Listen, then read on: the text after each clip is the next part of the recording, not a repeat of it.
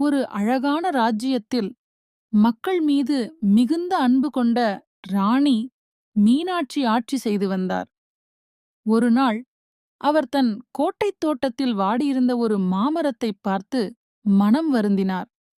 அந்த மரம் துளிர்க்க வேண்டும் என்று அவர் நினைத்தபோது அந்த நாட்டில் கொடிய வறட்சி மற்றும் தண்ணீர் பஞ்சம் ஏற்பட்டது. மக்கள் குடிக்கத் தண்ணீர் இன்றி தவித்தார்கள்.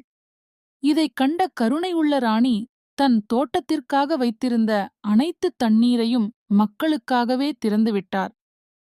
என் மரம் வாடினாலும் பரவாயில்லை, என் மக்கள் திருப்தியாக இருக்க வேண்டும் என்று தியாகம் செய்தார். ராணியின் இந்த உண்மையான அன்பையும் தியாகத்தையும் பார்த்த இயற்கை அன்னை மனம் மகிழ்ந்து பெருமழையை பொழிந்தாள். அதிசயமாக அந்த வாடிய மாமரத்தில் தங்க நிற மாங்காய்கள் காய்த்து குலுங்கின.